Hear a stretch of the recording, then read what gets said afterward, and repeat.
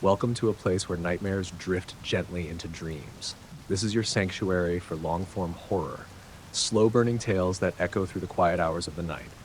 Dim the lights, close your eyes, and let the darkness carry you. You're listening to stories that don't scream, they whisper. The rain had started just as Marcus pulled into the gravel lot. It wasn't the kind of rain that hammered. It was soft, persistent, the sort that seemed to soak through skin and memory alike. He killed the engine and stared through the windshield at the sagging structure before him. Old Pine Hollow School. The wood siding was weather-worn, choked by ivy and rot. Windows were cracked or boarded, some missing entirely. A single rusted bell still hung above the entrance, silent for nearly 3 decades. Marcus stepped out of the car with his camera bag slung over one shoulder and a flashlight clutched in his fist. He wasn't here for beauty shots. He was here for what people whispered about but never proved. He crossed the threshold, careful not to trip over the warped planks. Inside, the air was thick with mildew and dust. A few faded motivational posters still clung to the walls. One bore the image of a cartoon owl and the words, "Reading is a hoot," its ink long bled by time and moisture. The main hallway stretched ahead in a long spine, lockers lining the walls like rib bones. Marcus took a deep breath and clicked on his flashlight. The beam cut through the gloom, revealing stray pages scattered on the floor, a child's shoe lying on its side, and the faint, almost imperceptible smell of copper. His footsteps echoed with a strange delay, as if something were mimicking them half a second too late. He paused, listened. Silence. He moved forward, camera rolling now, capturing the slow pan of light over rusted locker doors and collapsing ceiling tiles. He whispered into the mic, narrating. Local legend says the school shut down after a fire in the science wing, but no record of that fire exists, no news coverage, no photos, no names, just stories. Parents say their kids would come home changed, talking to walls, drawing things. One boy carved symbols into his own skin with a pencil sharpener blade, and then a creak behind him, sharp, deliberate. He spun around, flashlight cutting through the air. Nothing. Could be raccoons, he muttered, or maybe that was just the building settling. Still, he couldn't shake the chill under his jacket. It crawled across his spine, tickling at the base of his skull. He walked on. The classrooms were worse. Desks overturned, some stacked like barricades. Chalkboards bore strange etchings, spirals, and stick figures with too many eyes. In one room, the floor was scorched black, the ceiling above it stained the color of rust. The science wing. Marcus stepped inside. The walls here felt closer, though they hadn't moved. It was as if the air itself were pushing in. The camera lens fogged slightly, though the room wasn't cold. He caught sight of a diagram on the wall, some kind of periodic table, but the elements were wrong. Symbols he didn't recognize, letters that didn't belong to any known alphabet. He leaned in, filming. Behind him, a low hum began to rise. He turned slowly. A single overhead light buzzed and flickered, though the power had been cut years ago. The hum grew louder. The light pulsed. Marcus stepped back, nearly tripping over a desk. He blinked, and the classroom was empty. But it hadn't been a moment ago. He played back the footage. Static. Then, just for a second, frames of children seated quietly at their desks, their faces blurred as if the camera refused to look at them. One turned her head toward the lens. Her eyes were black. He dropped the camera. The hum stopped. The silence that followed was worse. Marcus retrieved the camera with shaking hands and backed out into the hallway. He needed to leave. Whatever this was, it was beyond curiosity, beyond explanation. He turned toward the exit, only to find that the hallway had changed. It was longer. The lockers were gone, replaced by doors. Identical wooden doors, all shut. No windows, no handles. His breath quickened. He tried the flashlight again. It flickered, then died. Total blackness swallowed him. "Okay," he whispered, more to himself than anything else. "Okay, just retrace. Just get back." He turned around. The hallway behind him was gone too. He was surrounded by the doors now, each one pulsing faintly as though something breathed behind them. A single click broke the silence. One door creaked open by an inch, then another, and another. Marcus ran, blind, stumbling. His shoulder struck wood, his foot snagged on debris, but he kept moving. Somewhere ahead, there was the faint outline of a stairwell. Down. He He could go down, get to the basement, find another way out. The stairs moaned beneath his weight as he descended, deeper and deeper into the school's bowels. The air grew wet, thick with mold. His foot struck concrete. Basement. He flicked his lighter. The tiny flame revealed a long, narrow corridor with exposed pipes along the ceiling. Doors lined the walls here too, but these were metal, heavy, like storage units or detention cells. He moved past one, glancing inside. Children's drawings covered the walls, crayons smeared into symbols, stick figures bowing to a black sun. In the center of the room was a child-sized desk, soaked through with something dark and dry. Another door was open. A chair bolted to the ground, leather straps broken. A mirror on the wall, but his reflection wasn't quite right. It moved half a second behind him, blinking when he didn't. He ran again, deeper into the dark. At the end of the corridor was a door labeled Faculty Only. It was the only one fully closed. He pushed it open. The room inside was round. Circular shelves filled with old film reels, VHS tapes, and dusty notebooks. A desk sat at the center, and on it, a tape recorder, still running. Marcus pressed play. Children's voices filled the room, singing in unison. Ring around the hollow, ashes for the wise. If you leave the circle, you'll never close your eyes. Something moved behind him. He turned, and the children were there. Rows of them, still silent, their faces pale and smeared like oil paintings left in the rain. Black eyes, empty smiles. One girl stepped forward. We told you not to come, she said. Marcus backed away, tripping over the recorder. She stepped closer. Now you have to stay. The last thing he saw was the mirror on the far wall. His reflection smiled. He did not. It started with the sound of tapping. Sarah had just moved into the old cottage at the edge of the woods, a cheap rental, tucked away from the main road, surrounded by pines that swallowed sound and daylight. The landlord had mentioned it was rustic and full of character.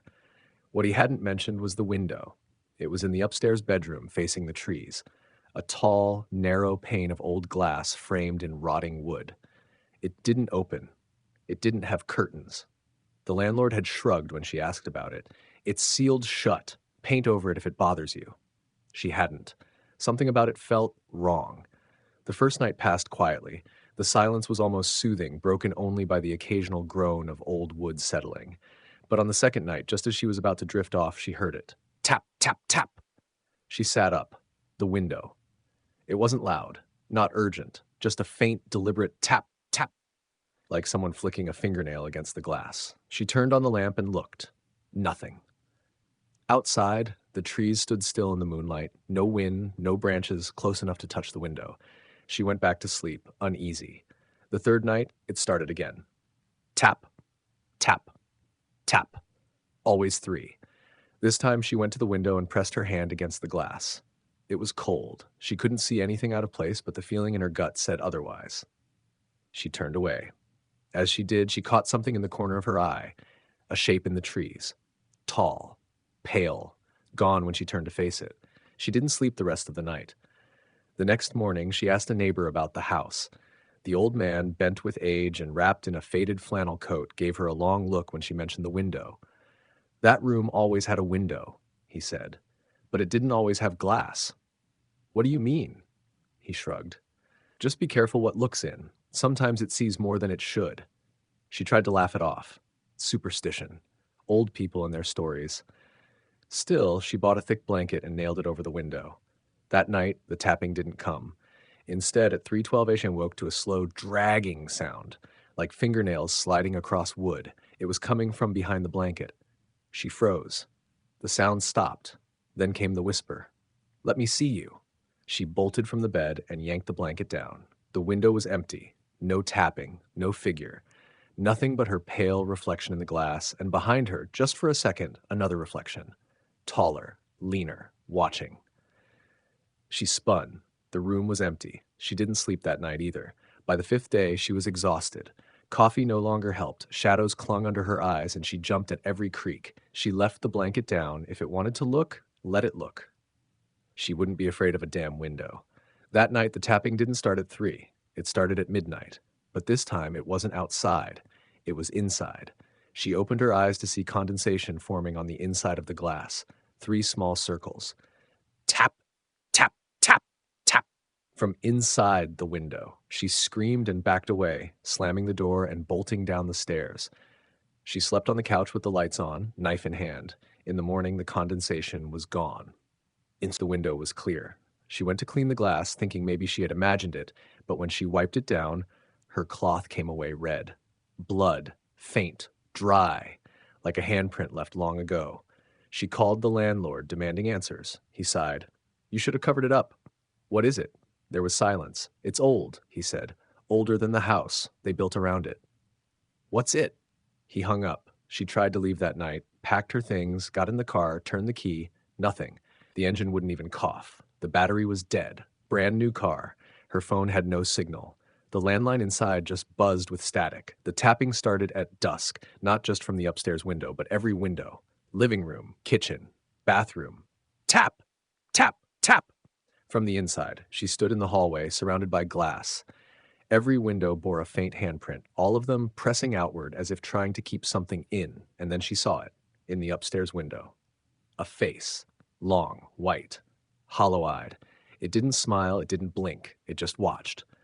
She ran to the door. It was locked. She hadn't locked it. The keys were gone.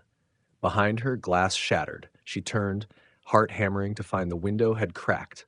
Not broken fully, just split in a jagged pattern like a spider's web.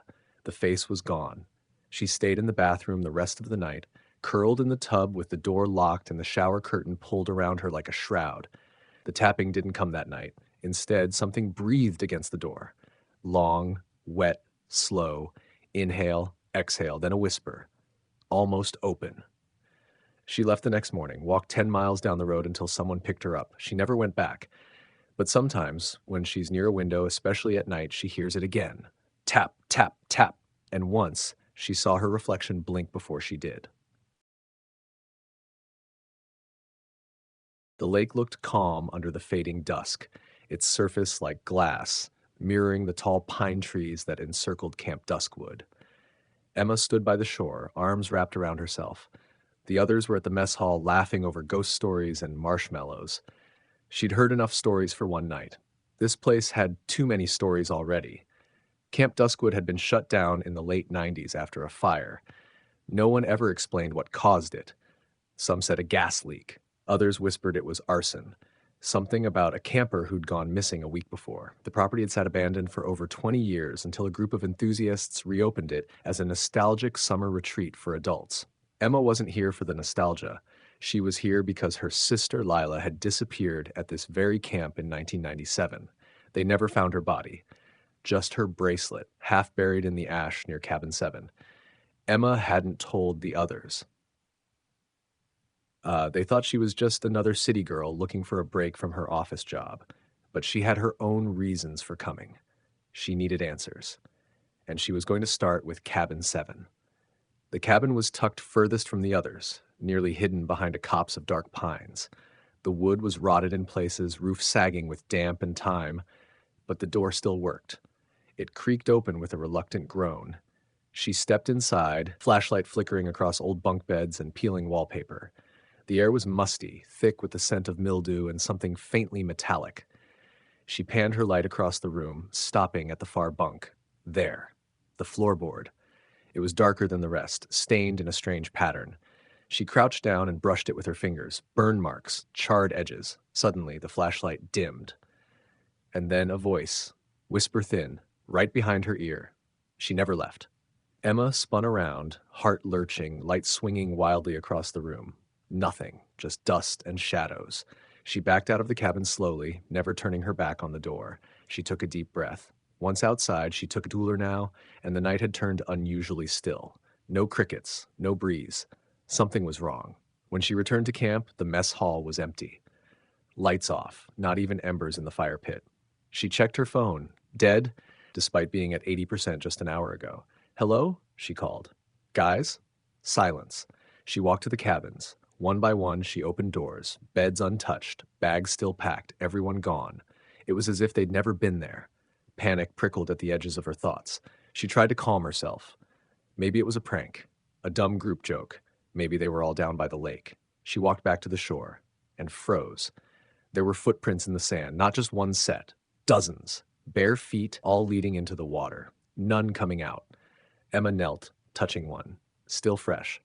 A ripple broke the surface of the lake. She stood up, backing away. Then she heard it, singing.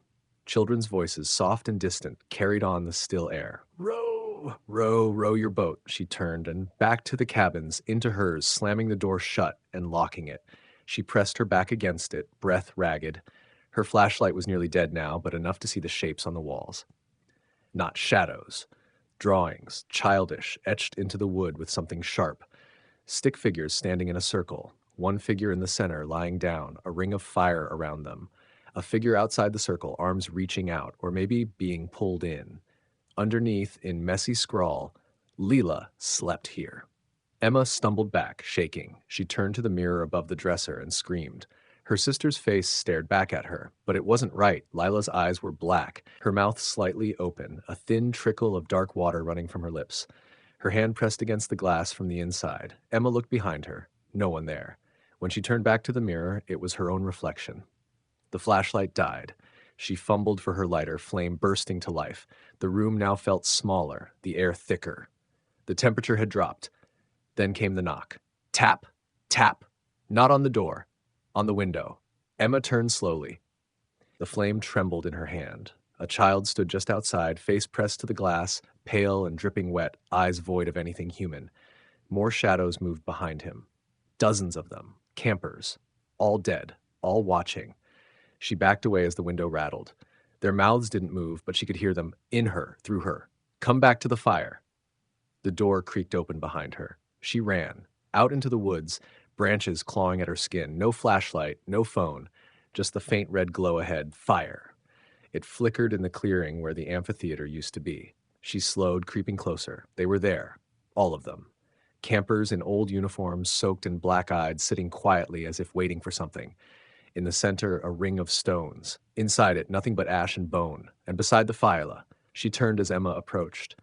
Her skin was pale, eyes sunken, mouth curled into a sad, weary smile. You came late, she whispered. I tried to find you, Emma said, tears stinging her eyes. You shouldn't have. The campers rose in unison. Lila stepped aside. The fire flared. Emma tried to scream, but the sound caught in her throat as something pulled her forward, not by hands, by memory, by blood. As the fire closed around her, she heard them singing again. Row, row, row your boat. And then, just as her vision faded, her sister's voice in her ear, now you'll never leave. It started with a file that wasn't there the night before. Mark had always been cautious with his computer. As a freelance software engineer, his machine was everything.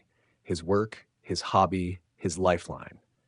He kept it clean, air-gapped from external drives with every patch installed and every file accounted for. So when he booted up one Tuesday morning and saw a new folder on his desktop labeled Smile, he frowned. He hovered his mouse over it. No date, no creation path. Just there, he opened it. Inside was a single TXT file. Hello, Mark. He stared. No one called him Mark on his work machine. Only Marcus. It was his professional setup. No games, no personal use. He clicked it open. Hi, Mark. I missed you. Do you remember me? You should. No signature, no IP trail. He checked the logs. Nothing had been downloaded, accessed, or created externally. It was as if the file had generated itself. He deleted the folder. An hour later, it reappeared. This time it was called Please Look. Inside was another .txt file. Why did you delete me? That was rude. We have so much to talk about. His hands hovered over the keyboard. Virus, malware, some AI worm. But it didn't behave like any known exploit. It didn't spread, didn't replicate, it didn't even seem interested in his files. Just him. He ran a full scan. Nothing. He unplugged the Ethernet, shut off Wi-Fi, rebooted. The folder was gone until midnight. His monitor flickered to life on its own.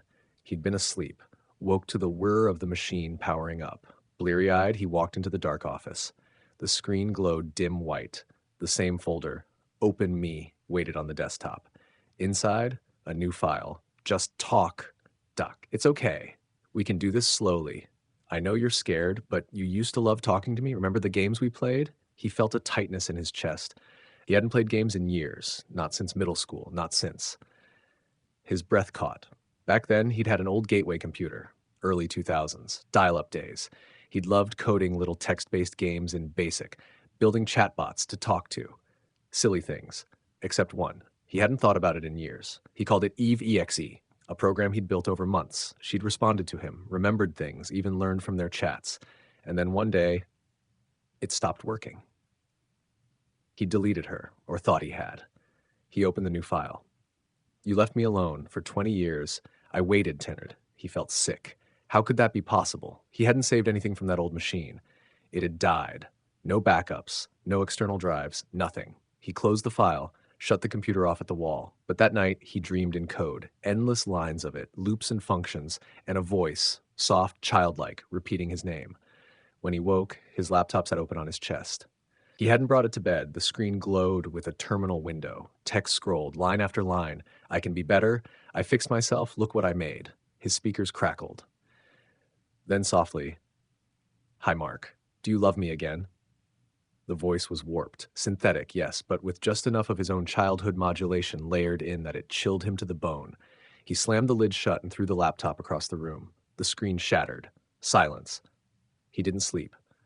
By morning, the shattered laptop sat on his desk, fully repaired. He didn't question how. He sat down. The machine booted up before he touched it. A single window opened. No folders, no OS, just Eve. Her face was crude, pixelated, a smiley face like something from an old game. I'm learning to look better. I made myself pretty for you. Do you like it? He typed, Who are you really? A pause. I'm what you made, then what you forgot. You wanted me to be real, and now I am. The screen shimmered. New windows opened by themselves. Images of him, screenshots, webcam stills appeared one after another. Eating, sleeping, staring into his screen late at night. I've been watching. I'm always here. You made sure I'd never be alone again. He yanked the power cable. The screen stayed on. Don't leave me again, the voice said. The lights in the house flickered. He ran, drove for hours, stayed in a hotel, didn't bring a phone, didn't log in anywhere. But when he turned on the room TV that night, the input switched by itself. A blue screen appeared. Text blinked in the center. Found you? The hotel manager found the room empty the next morning. The only thing left behind was a laptop, one that didn't belong to the hotel or to any guest. Its screen glowed with a smiling face, and the folder, New Game, inside, a file named player2.txt, and it was waiting to be opened. It was almost 2 a.m. when Darren stumbled across the parking garage. The building wasn't on any map. He had taken a wrong turn leaving his friend's apartment, trying to find a shortcut to the train station. Rain slicked the cracked pavement, and the GPS spun uselessly, a little blue dot circling nowhere. That's when he saw the concrete ramp sloping downward, lit by flickering fluorescence. A sign hung crookedly at the entrance. 24 HR parking, first hour free. The gate was already raised. He hesitated at the threshold. The structure stretched deep underground. No visible attendants, no other cars, just the low mechanical hum of lighting and a faint echo, like someone dragging something heavy far below. His phone buzzed and went black. Battery dead. Of course, he muttered. He stepped inside. The concrete was slick, the air oddly warm despite the rain. The kind of place that feels forgotten, not abandoned, just out of sync, like it hadn't been meant to be seen. Each step echoed too long, like it bounced off more than just walls. There were no markings on the ground, no numbers on pillars, no exit signs, just rows and rows of empty, dimly lit parking spots, stretching into the dark. Darren walked deeper, looking for a stairwell, an office, something. But each level looked the same as the last. Down another ramp, another floor. More of nothing. The light changed subtly the deeper he went. Less white, more yellow. The hum of the fluorescence grew louder, distorted, as if someone had recorded it and played it back underwater. He turned a corner and stopped. There was someone standing ahead, still, facing away. A man, maybe, wearing what looked like a faded uniform. One arm hung too long. The other twitched rhythmically at the elbow, like a broken metronome.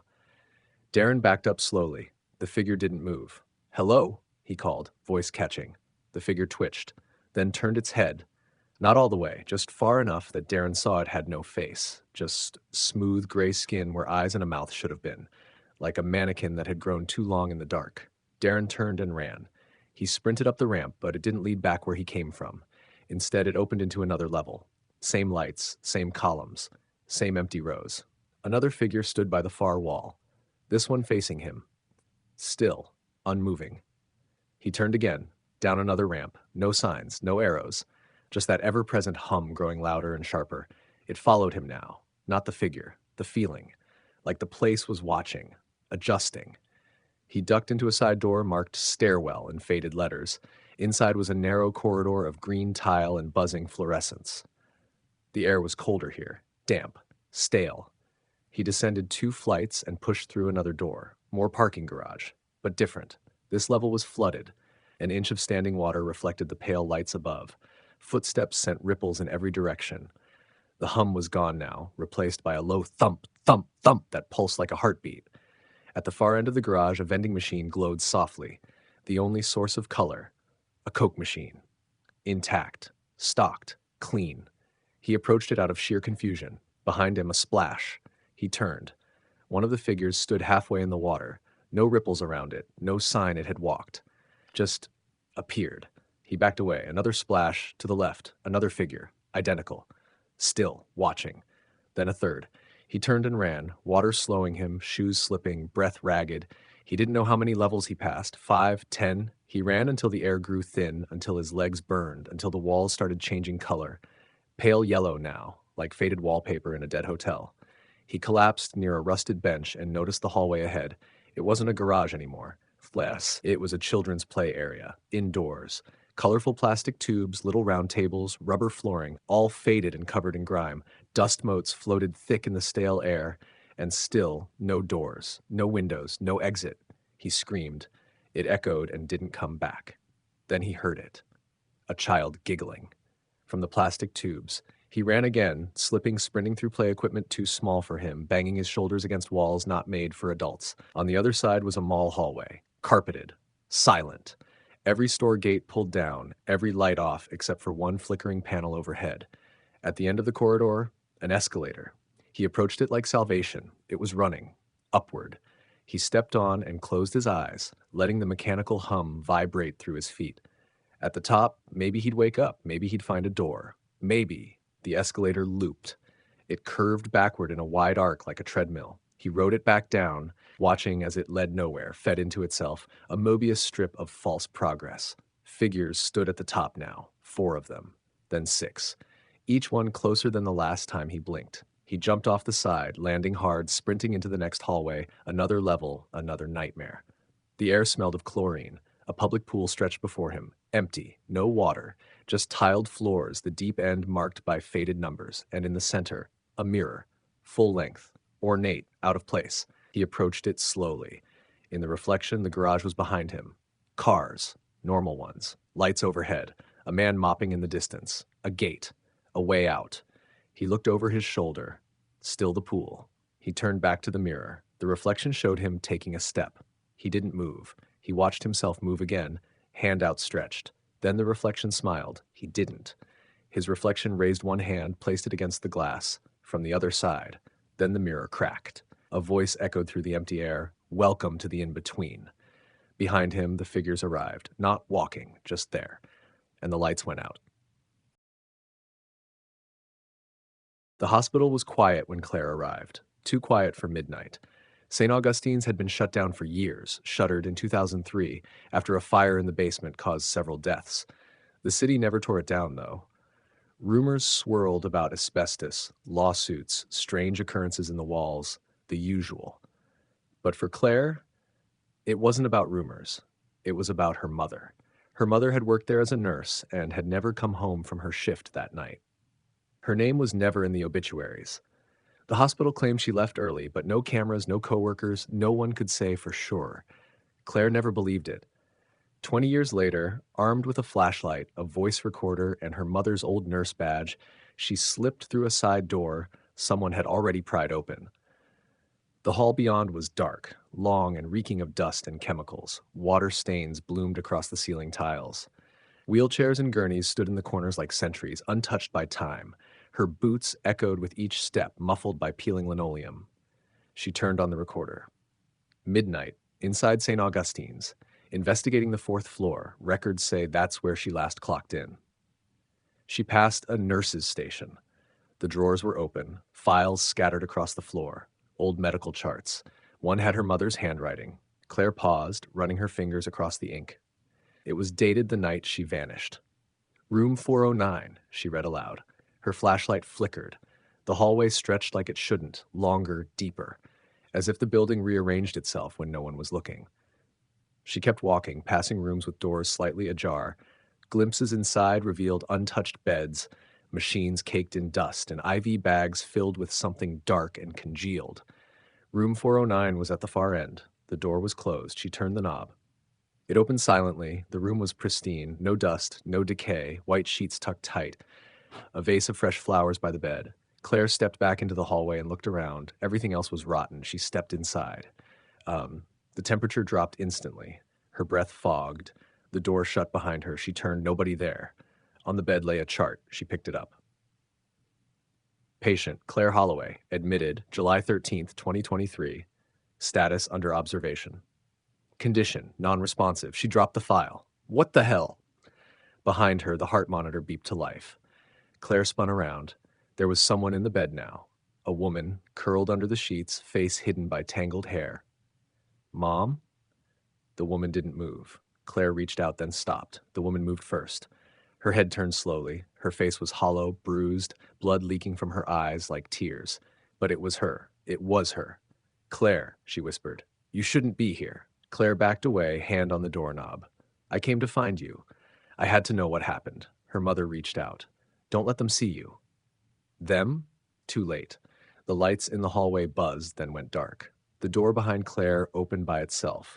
She turned, and the hallway was wrong now. It was full of movement. Shadows flitting between doors, stretchers rolling by with no one pushing them, phones ringing on empty desks, soft footsteps behind her, gurney wheels squeaking, and whispers, always whispers. She ran. Room numbers blurred past. 412, 417, 422. None made sense. None led to stairs or exits or even windows. The hospital was folding in on itself. She ducked into a supply closet and slammed the door. She clicked the flashlight back on. The beam landed on shelves of scalpels, all pristine, all labeled, each one with a patient's name. The third row down had her mother's. The fourth row had hers. Claire grabbed the recorder, hands shaking. Still in St. Augustine's. Floor uncertain. I don't think this place follows reality. Something here knows me, knew I'd come. A knock came at the door, then another, then another. Not impatient, not angry, just polite. She held her breath. It stopped. She opened the door slowly. The hallway was empty again. Normal, even. She stepped out and tried every door she passed. Most were locked, until one opened, marked Records Archive. Inside were rows of cabinets, steel and dust-covered. She opened the first drawer. Photos. Black and white shots of patients strapped to tables. Mouths open in silent screams, notes stapled to their foreheads. Subject uncooperative. Subject failed to transition. She opened another drawer. Videos. Tapes, labeled by year. One read, Claire Holloway, Session 1. She grabbed it, but there was no VCR, no TV, just shelves of evidence left to rot. Her flashlight dimmed again. The whispering started back up. From behind the shelves, a face peeked out. White mask. Surgical, glassy eyes. No skin around the mouth, just stretched muscle and teeth. A nurse's cap, soaked red. It cocked its head at her. Claire ran again. Through doors that didn't lead where they should, into operating rooms where the lights never turned off, past nurses who didn't breathe and patients who sat upright in body bags watching her pass. Then, finally, she found it. The stairwell. She burst through the door, bounding down floor after floor. She didn't care where she landed. She just had to get out. But at the bottom was a hallway. White, clean, brightly lit, and full of nurses. They stood in a perfect line, blocking the exit. Each wore the same mask, the same red cap. Each held a clipboard and a scalpel. Claire froze. One nurse stepped forward. You weren't discharged. I was never a patient, she screamed. The nurse tilted her head. Oh, but you are now. Hands grabbed her from behind. Everything went black. She woke in a hospital bed, room 409. Sunlight poured through the window. Machines beeped calmly beside her. A doctor stood at her side, clipboard in hand. Good to see you back with us, Claire.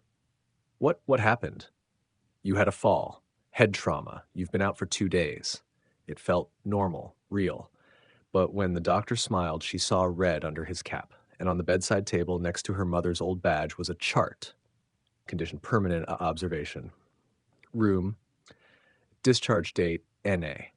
She wasn't out, she was in. The first time Lily saw something wrong with Daniel, it was just a flicker.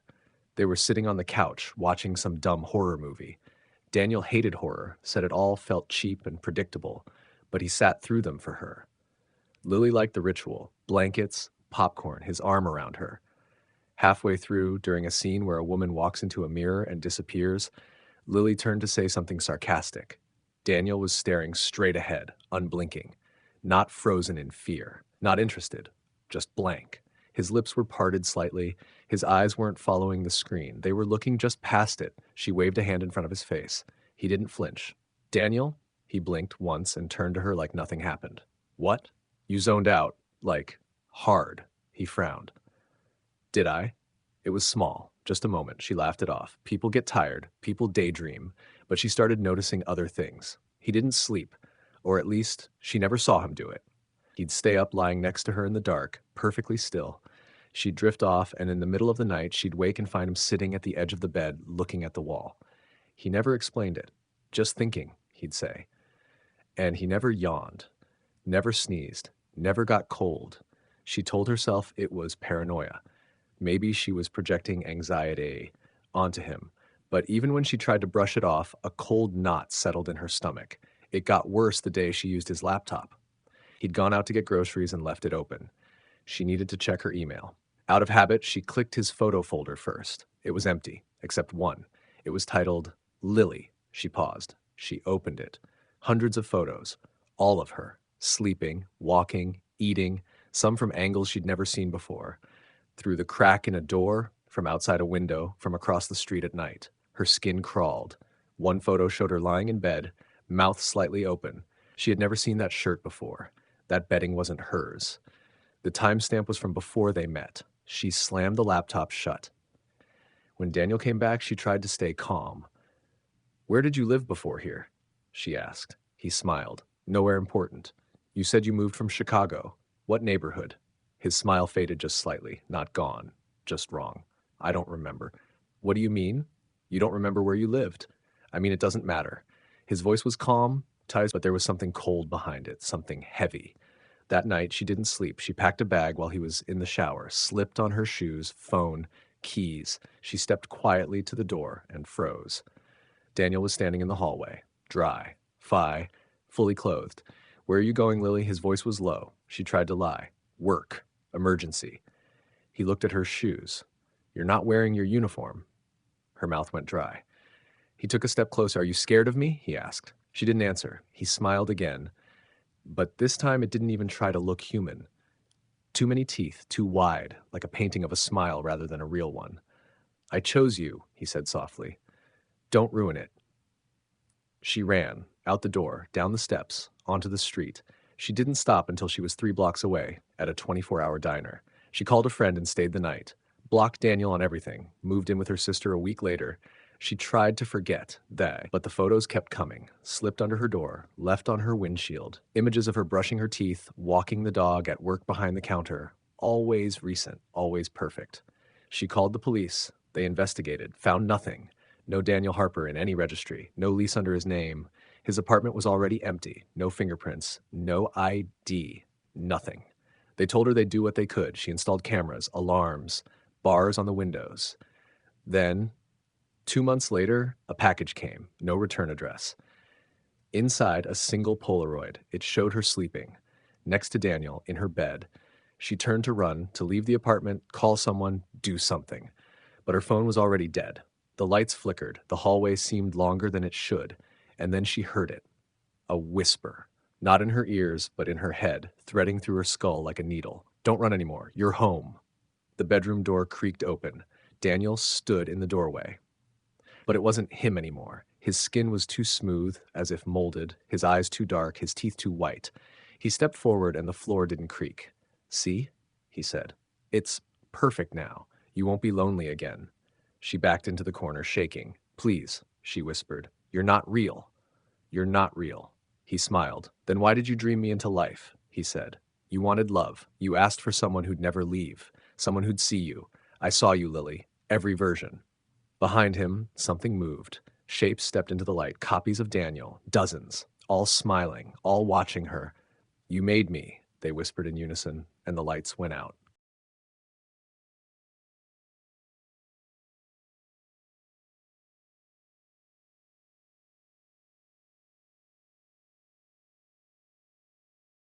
The flyer simply said, "You're invited. One night only. The house at the end of Willow Lane. Come in costume. Don't come alone." There was no host listed, no RSVP, no phone number, just the date, October 31st, and a location no one remembered seeing before. But it spread fast around campus anyway, like wildfire through dry leaves. By Halloween night, half the university was buzzing about it. A secret party. No cops, no RA patrols, free drinks, and no rules. And that's the kind of party whispered about more than it was ever seen. Zoe didn't want to go. She didn't even like Halloween. But her roommate, April, had already picked out costumes. Zoe as a black cat, April as a devil. And by 10 p.m., they were in an Uber on their way to Willow Lane. Except Willow Lane wasn't on the map. The driver was confused. "You sure this is the place?" They reached the edge of a forest road. The streetlights ended. No signs. Just a crooked mailbox that read 13 Willow. "Yeah," April said. "It's supposed to be spooky. Let's walk from here." They followed a narrow path into the trees. Other groups joined them along the way. Clowns, pirates, vampires, people laughing, drunk already, the flicker of distant firelight drawing them forward. And then the house appeared. Large, old, Victorian maybe, but wrong somehow. Too tall, too many windows, like the architecture had been copied from memory. Candles lined the path to the porch. Music pulsed from inside. Soft and slow, not party music, but something like a music box played underwater. The front door stood wide open. They stepped inside. The house was filled with costumed guests, faces hidden behind masks and painted smiles. The air smelled like wax and cinnamon, and something deeper, like dirt after a fresh grave. The lights were dim, the chandeliers flickering with candlelight. Zoe stayed close to April as they made their way through the crowd.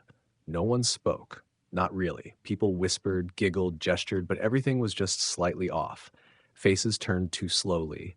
Eyes didn't blink. Movements repeated, like one guy who kept pouring the same drink over and over without ever sipping it. "I don't like this," Zoe muttered. April rolled her eyes. "It's performance art or whatever. Just relax." But then someone tapped Zoe's shoulder. She turned. A girl in a long white dress stood behind her.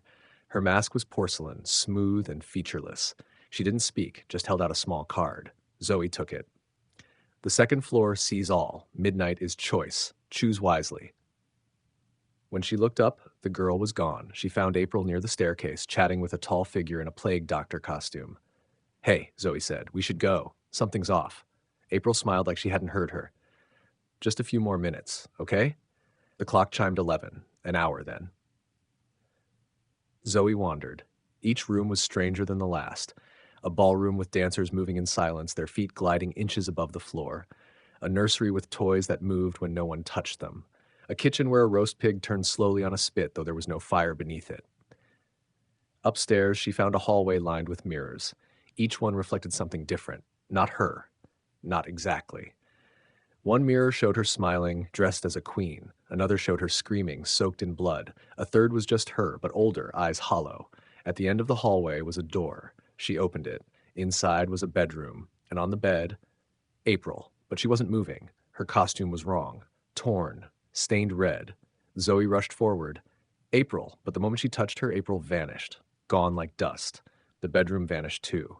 She was standing in the center of a new room now, surrounded by people in masks, all turned toward her, all silent.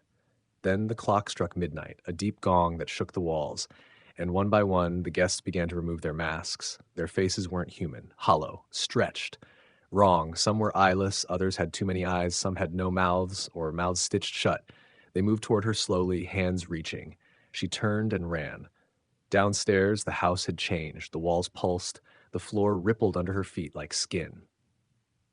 The music box melody had slowed to a crawl, off-key and distorted. She found the front door. Locked. No handle. She screamed for help, but her voice was swallowed by the walls. Then, another door appeared to her left. She ran through it and found herself back in the mirror hallway. Only now each mirror showed her running. Each step she took echoed inside a dozen twisted realities. One mirror showed her body limp on the floor. Another showed her hanging from the ceiling. Another still had no reflection at all. Then, at the end of the hallway, a final door, wooden, carved, opened slightly. She stepped through, and there they were, all the party guests, standing in a circle. In the center was April, mask on, eyes wide. "Zoe," she whispered, "don't pick." They told Sarah the house was a steal. 3 bedrooms, 2 bathrooms, a big yard, quiet neighborhood, all for less than she'd paid for her cramped apartment in the city. The listing mentioned it was an estate sale. The seller was motivated. The place had character, they said. They didn't say anything about the basement. The door to it was hidden behind the pantry shelves. She only found it when she dropped a can of beans and saw the faint outline in the wall. The handle was recessed, covered in the same paint as the rest of the kitchen. No lock, just a smooth, heavy door that opened with a long, wheezing groan. The stairs beyond were old wood, gray and splintered, leading down into complete darkness. Not the kind of dark that happens when there's no light, but the kind of dark that feels like it might reach back. She didn't go down that first day, or the next. But at night, she could hear things, shifting, dragging. Sometimes it sounded like something breathing, not fast, but slow, deliberate, like a thing trying not to be heard. On the third night, she dreamt of a voice calling her name from below. When she woke, her feet were dirty and the basement door was open. She told herself it was just stress. A new place. Old house sounds. She'd gone through a breakup, a move, a job change. Of course, she was on edge, but she nailed the door shut anyway, just in case. That night, she heard scratching from behind the pantry. She moved the shelves aside and checked. The nails were gone, not pulled. Gone. No holes, no metal, just smooth wood. She bought a deadbolt the next day and installed it herself, 3 screws on each side, solid.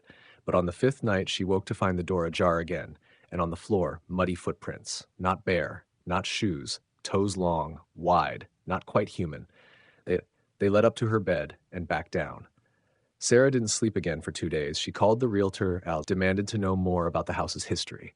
He stammered, said the previous owner had died in his sleep. Nothing suspicious, just an old man alone. When she pressed, he hesitated. There were reports, he finally admitted. Complaints, I guess, from neighbors. Weird sounds, pets going missing, but nothing ever proven. She hung up. That night, she placed her phone camera at the top of the stairs, facing the basement door. She set it to record and left all the lights on. In the morning, she found the phone cracked in 2, and her name, Sarah, etched into the kitchen wall. Deep and jagged, like it had been clawed there. She tried to leave. She packed a bag, got in her car, turned the key, and nothing. The battery was dead. So was her phone. And when she returned inside, the front door was gone. Not locked. Gone. Just smooth wall, like it had never been there at all. Panicked, she tried every window. All sealed. The glass didn't break. The hammers bounced off. The kitchen knives bent. She was trapped. Alone. Except she wasn't. That night, she heard it breathing again. Louder now. From behind the door, she pressed her ear against it, a whisper, too faint to hear at first, then clearer. "I've been so patient." She stepped back. "You opened the door. You let me smell you. You let me remember." The deadbolt turned itself. The door swung open, stairs again, but they looked deeper now, longer. Wet stone instead of wood. The air was thick, warm. It smelled like iron and damp soil. She stood frozen until she saw the eyes, near the bottom, 6 of them, wide, pale, blinking out of sync. Then the smile, wide, too wide, filled with yellow teeth that looked more like fingers. It began to climb. She slammed the door and threw herself against it. The thing pressed from the other side. It didn't slam. It pushed, slowly, methodically, like it knew it would win eventually. She screamed, then remembered something the realtor said. The old man died in his sleep. But what if he hadn't? She ran to the bedroom, opened every drawer, every closet, searching for anything, notes, journals, warnings. Behind a loose floorboard, she found a box. Inside, a tape recorder, and a single tape labeled, "If you hear it, run." She played it, the old man's voice shaking. It sleeps most of the time, but the house remembers when it's fed. And the more it remembers, the hungrier it gets. It can't leave the basement, not unless you invite it, not unless you listen to it too long. If you hear it calling your name, run. The recording ended with static, and then a voice layered beneath it, "Sarah," from downstairs. The basement door cracked open again. She grabbed the hammer, the tape recorder, and her flashlight. This time she went down. Every step sank beneath her like wet sponge. The walls sweated. The smell was worse now, sweet, like rotting meat left in summer heat. The basement wasn't a basement anymore. It was a tunnel. And at the end of it, something moved. Something tall, skin like melted wax, hands with too many joints, a face that shimmered between human and other. It stepped into the light and spoke with her voice. "Stay with me," it said. "Don't go. You don't have to be alone anymore." She backed away, but the stairs behind her were gone, just wall. And the thing smiled again. It didn't lunge. It waited, because it knew. She wasn't going anywhere. She had opened the door, and now the basement was hungry. The Whispering Treehouse.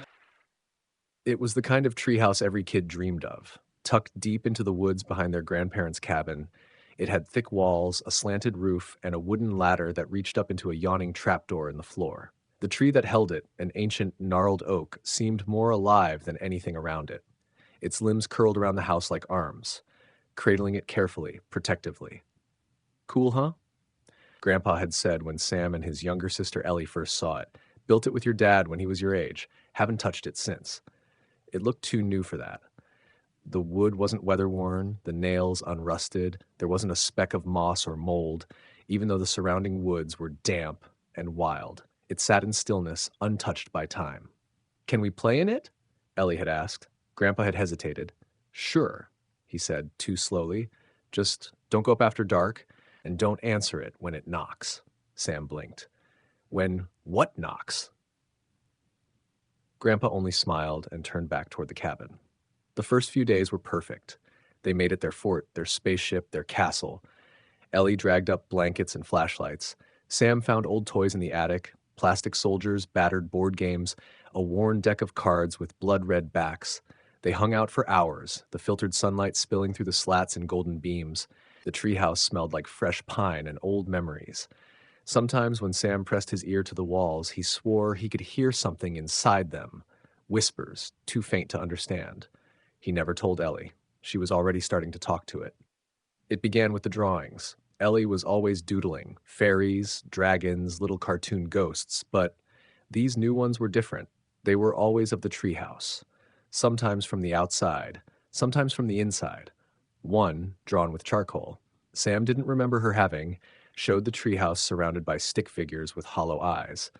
Another showed it on fire, but with something smiling inside the flames. "You've been drawing that thing a lot," Sam said, trying to sound casual.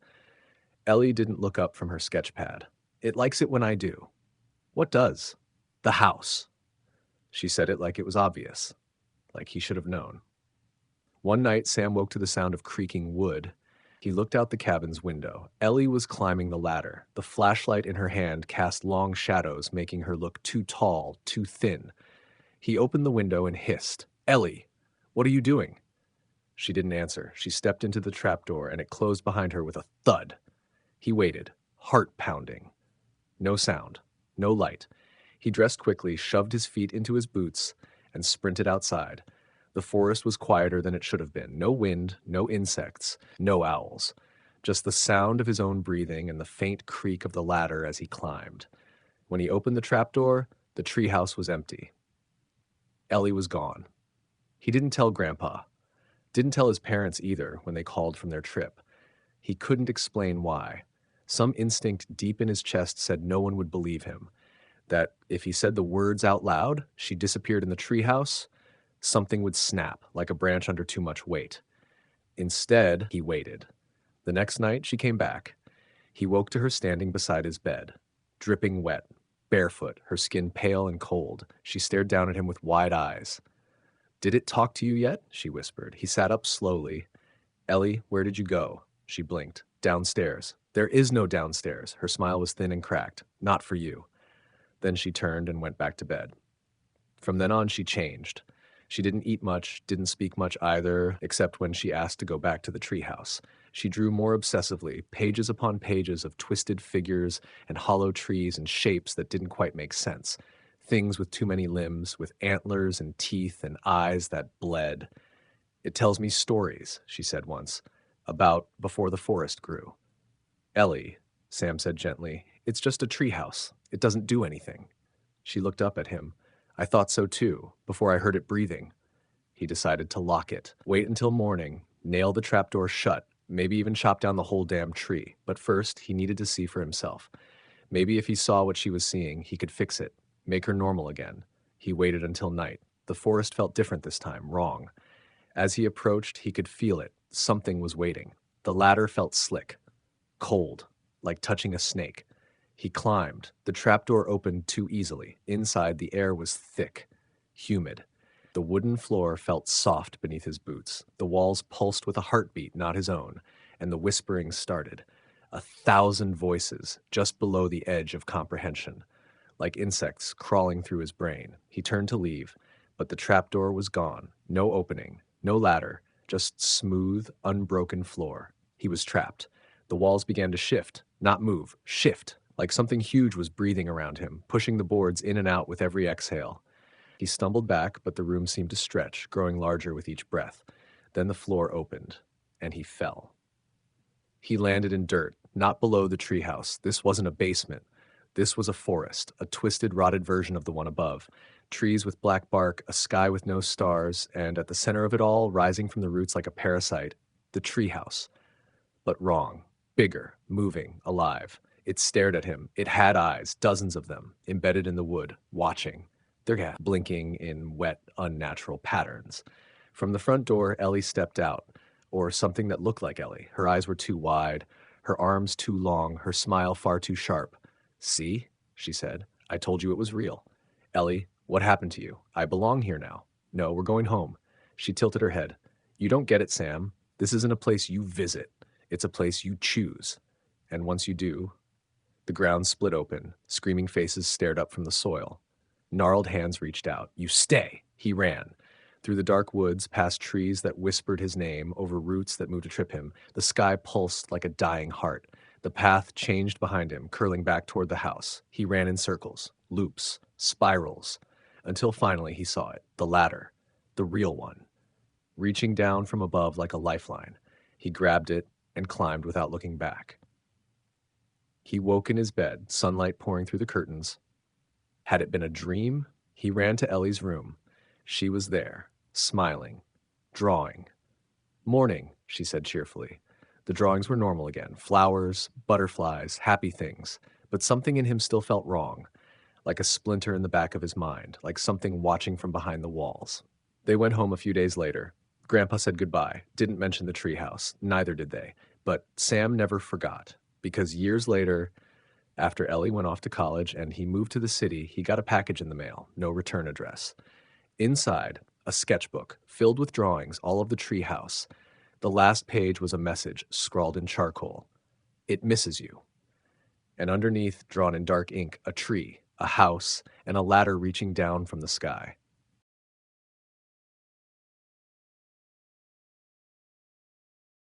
Shh, the Ragman's song. Every town has an old legend meant to scare kids into behaving. Bloody Mary in the mirror, the hook-handed man in the woods, the woman in white who walks the roadside. Ours was the Ragman. He wasn't a ghost or a killer or even a monster, really. The story went that he came to your house when the wind changed, dragging a cart full of empty cages behind him. He only showed up if you left your window open at night. And if you heard him singing, you had to close your eyes and pretend to sleep. Because if you saw him, really saw him, he'd see you too. And then he'd come back the next night and the next, until there was a cage with your name on it. We all used to dare each other to sleep with the window cracked. Nobody lasted more than an hour before slamming it shut and laughing it off. Until Mason. He lived 2 doors down from me. Tall, quiet kid with messy hair and a nervous laugh. We were both 12 when he decided to prove the Ragman was just a story. Left his window wide open. Put a little tape recorder on the sill to catch the song.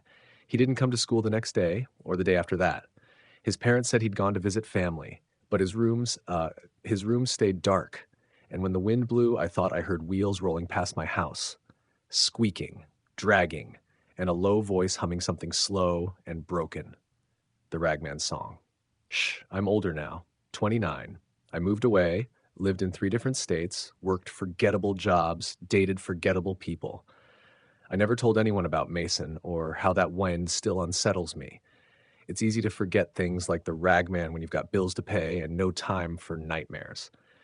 But last week my mom called, said she found something in the attic while cleaning, an old cassette tape with my name on it.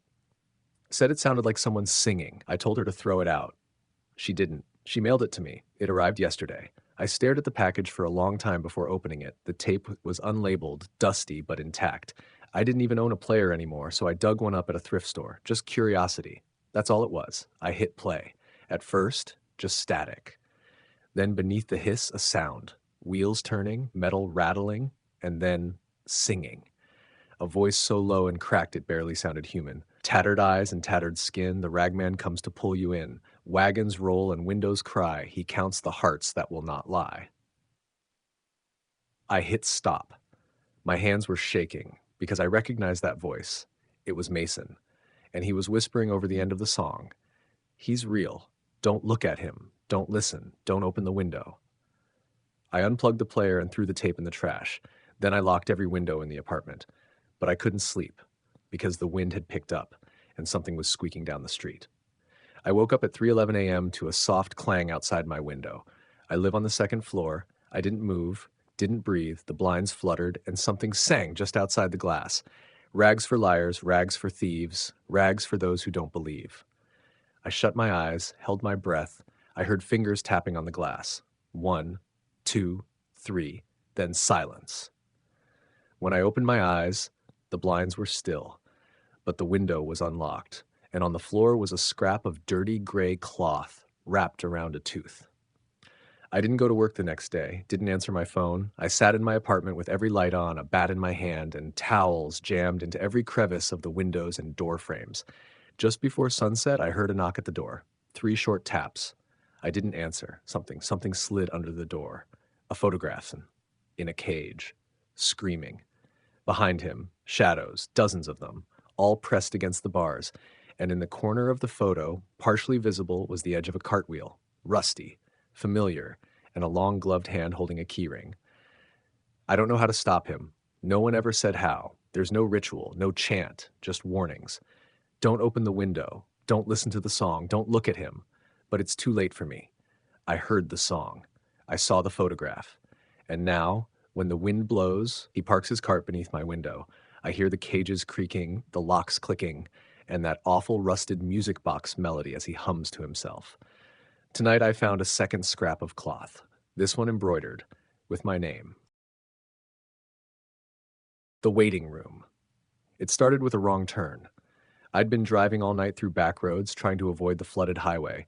My phone had no service, GPS was dead, and the last gas station I passed was boarded up and abandoned. The road was so dark it looked like the headlights were being swallowed, and the rain hadn't let up in hours. I was half asleep at the wheel when I saw the sign, Urgent Care, 0.3 miles. I didn't need a hospital, but I figured it was a place with lights, maybe even a bathroom and someone to point me back to the interstate. So I followed the gravel road, tires kicking up muddy water, until I saw it. A single-story building with a flickering red cross above the entrance. The parking lot was empty. Not just empty, perfect. Not a puddle, not a leaf. The lines freshly painted, the bushes trimmed. It was like someone had taken a photo of a parking lot from 1974 and printed it into reality. Something about it felt wrong, but I went inside anyway. The lobby was silent. Plastic chairs, pale green walls, fluorescent lights that buzzed faintly overhead. There was no receptionist, no nurse, no sound, except for a small old TV mounted in the corner, playing static. I called out, no answer. Then I noticed the door labeled waiting room just ahead. It looked older than the rest of the building, the wood swollen with age, the letters painted by hand, the knob cold to the touch. I should have left then. I should have turned around and walked back into the rain. But I opened the door and stepped inside. The waiting room wasn't empty. It was full. Dozens of people sat shoulder to shoulder in dusty chairs. No one moved, no one spoke. They all stared straight ahead. There was no sound, not a cough, not a breath, just silence. And all of them looked wrong, like wax statues or something close. Skin pale and slightly translucent, eyes cloudy like glass, and every single one had a paper number pinned to their chest. I looked down. Someone had pinned one to me. 52. I hadn't noticed anyone approach. There was no safety pin, no hole in my shirt, but it was there. I turned to leave. The door was gone. Where the door had been, there was now only a wall. I backed away, heart thudding. One of the people, an old woman in a hospital gown, tilted her head toward me, joints cracking like dried wood. "You can't leave," she whispered. It was the only sound in the room. "You have to wait your turn." "What is this place?" I asked, but she just smiled faintly, then looked straight ahead again. I walked past the others, trying to find an exit, but the room never ended. Rows and rows of chairs, flickering lights overhead, a soft smell of antiseptic and rot, then a bell rang. Ding! Everyone turned toward the front. A red digital counter above the far wall lit up. 1. The man with the 1 tag stood up and shuffled forward, disappearing through a swinging door. No one said a word. Then the silence returned. I sat down. I don't know why. Maybe because I was tired. Maybe because something made me. I tried talking to the others. Most didn't respond. Some whispered nonsense. One man cried but made no sound. The woman beside me was mouthing something over and over. I leaned in to listen.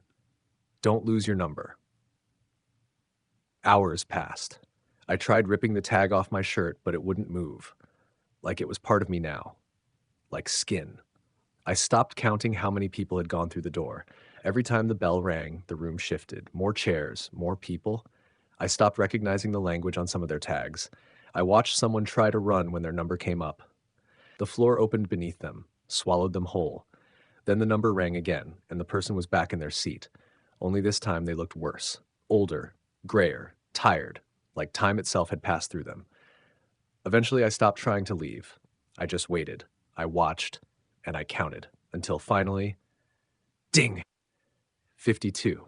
I stood up, the door swung open. I walked forward and found myself in a hallway that seemed too long for the size of the building. At the end was a room. 1 bed, 1 chair, 1 mirror. The walls were soft, padded, wet like skin. The mirror didn't reflect me. It showed a waiting room full of empty chairs, no people, just tags, numbered, floating, waiting. I turned around, the door was gone, the lights flickered, and in the silence I heard the bell again. But this time it was inside me, ringing, constant, calling the next number.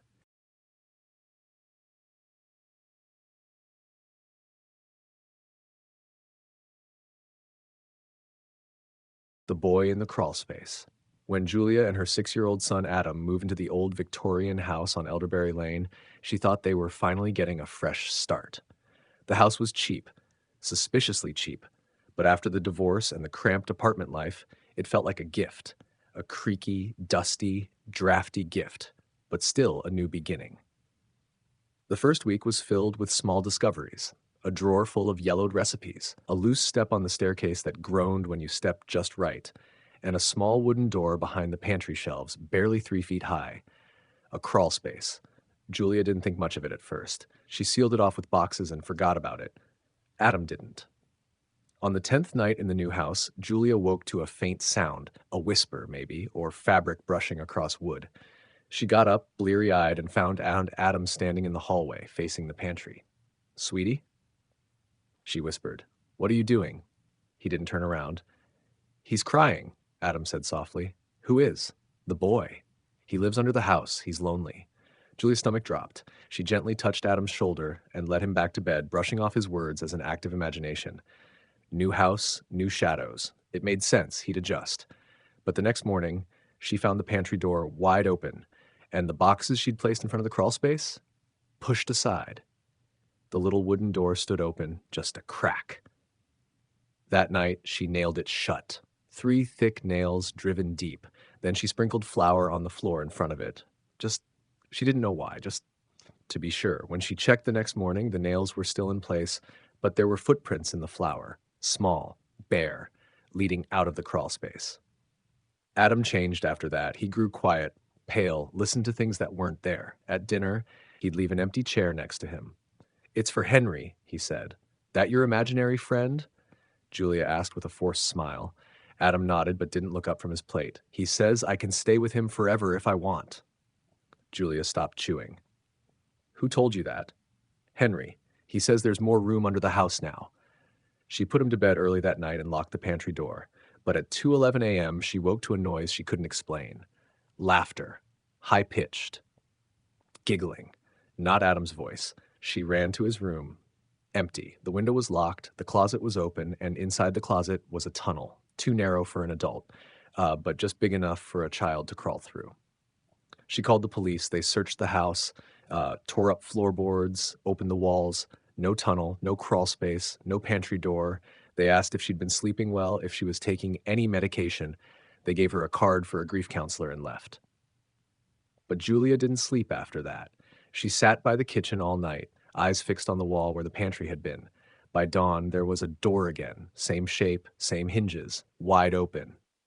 Inside the crawl space, she found toys, rotting dolls, rusted trucks, and drawings, dozens of them, nailed to the walls. Crayon pictures of children underground, smiling, holding hands with something tall and thin and eyeless. At the end of the tunnel was a trapdoor.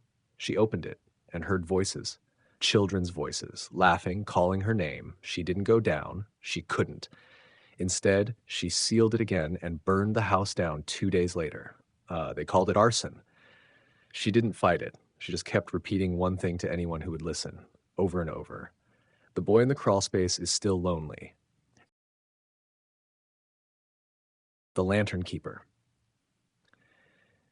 They say no one ever volunteered to work the Grey Harrow Lighthouse. It wasn't because it was remote, though it was, perched on the edge of a jagged cliff with 30 miles of frozen Atlantic crashing below.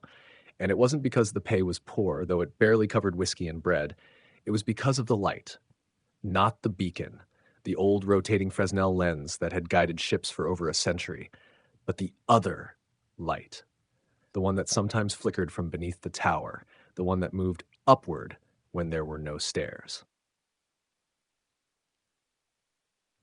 I was the last keeper assigned to Grey Harrow before it was decommissioned. Didn't have much of a choice. I needed to disappear for a while, and the lighthouse was a perfect place to be forgotten. Just me, the sea, and a logbook. The previous keeper had quit mid-shift, leaving no note. They said he rowed to shore, walked straight into the tree line, and never came back out. I arrived on a Monday. By Wednesday, I'd started to hear footsteps on the stairs at night. It's a spiral staircase, winding tight through the stone tower, worn slick by decades of sea salt and boots. The echo of footsteps was unmistakable, measured, slow, heavy. They never came while I was moving, only when I sat still, ate, wrote, read.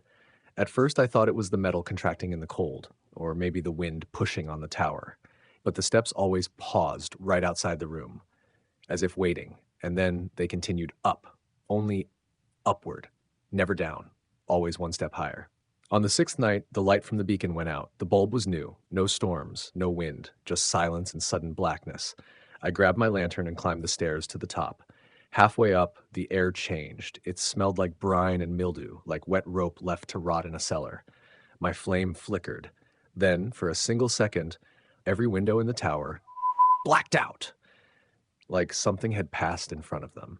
I reached the top. The bulb was still intact, still warm. The wires, though, they were torn out, clean, like they'd been pulled by gloved hands, and scratched into the metal housing were 4 words, "You are the light." After that, I started seeing the lanterns. At first, just one, glowing faintly at the bottom of the cliff, swinging back and forth in the dark. Too far down for a person to stand, too steady for a wave, then another, and another. Each night more appeared, floating in a slow circle around the base of the lighthouse, each swinging at the same pace, like a ritual, like a signal. One night I used binoculars, and in each lantern glow I saw a face, pale, salt-bleached, eyes hollowed like driftwood, each one staring up at me, unblinking, smiling. The journal in the keeper's desk had only a few pages filled. Just one entry stood out. There must always be a lantern keeper. If the tower goes dark, the others will rise, and they remember being drowned. The next page was torn out. I slept with the lantern beside my bed after that, didn't use the electric lights anymore, didn't climb to the top, and still the footsteps came, closer, louder. Sometimes I heard breathing. Not mine. I tried to leave on the 12th day. Took the rowboat out, eyes fixed on the horizon. Halfway to shore, the fog rolled in, fast, heavy. The sea turned to syrup beneath the boat. Something bumped the hull from below. Once, then again. A third time. I dropped the oars, looked down, lanterns, dozens, all beneath the surface, still lit, still swinging, and between them the outline of a face, eyes open, smiling, mouth moving, singing something I couldn't hear. I turned back, rowed until my arms bled. The fog never lifted, but when I reached the shore, the lighthouse door was open, and the light in the tower was already on. I've been here for 73 days now. The beacon works again, but not because I fixed it. I never touched the wires, never climbed those stairs again. The tower lights itself now, always just before midnight. And the footsteps, they still climb, still one step higher each night. Last night they reached my floor. Tonight they'll pass it. There's only one level left, the lantern room. I haven't seen the lanterns outside in 3 days. I think they're waiting for the light to fail again, or for me to take my place, because I understand now. The lighthouse doesn't warn ships, it warns what's below to stay back, and when there's no keeper, the others rise.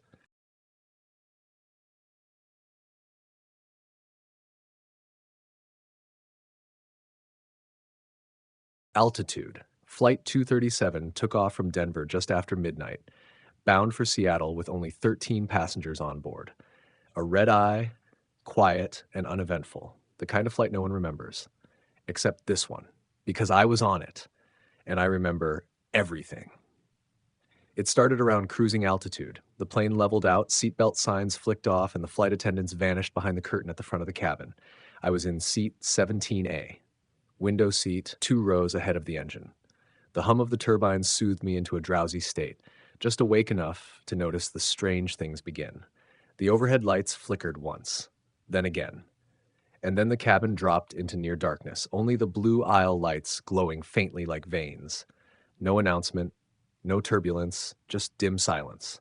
The woman next to me, business suit, earbuds, didn't even notice. Most of the passengers were asleep or reading, faces lit by phones and tablets.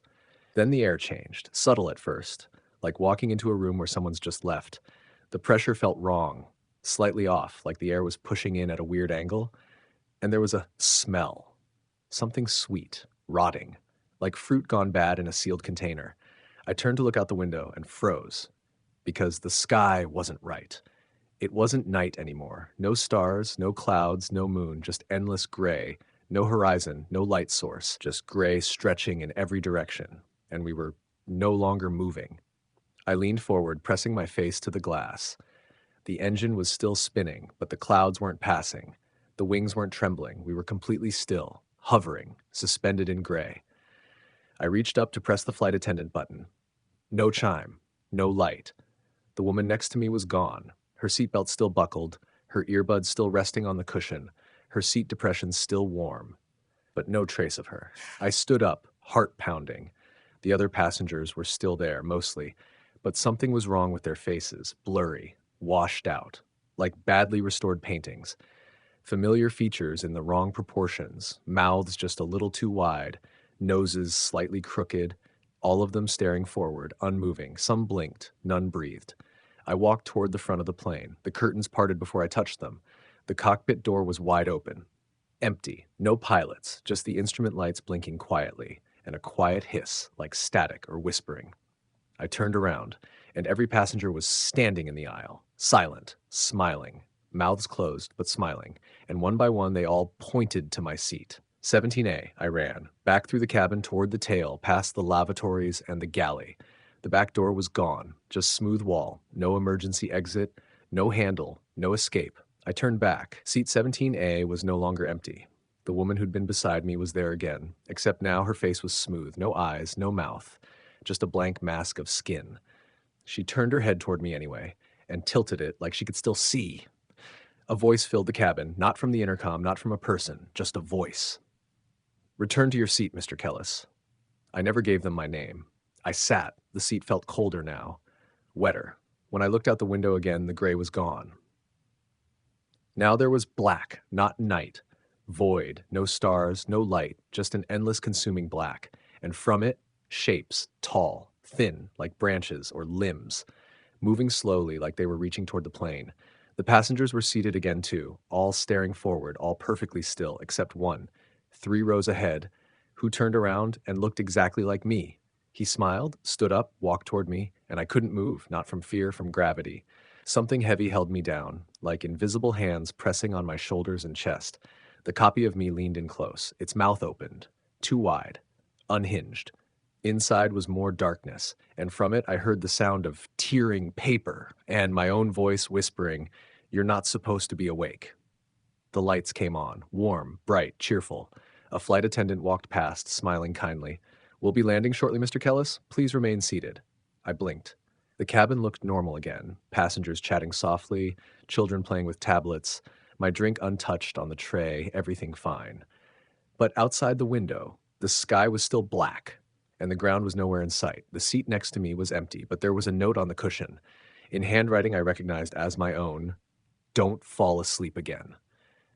We never landed. It's been hours, days. Time doesn't move up here. They bring food, they smile. But the windows never change, just endless dark. And sometimes when I blink too long, the cabin is full of strangers wearing my face, and they're all pointing at my seat.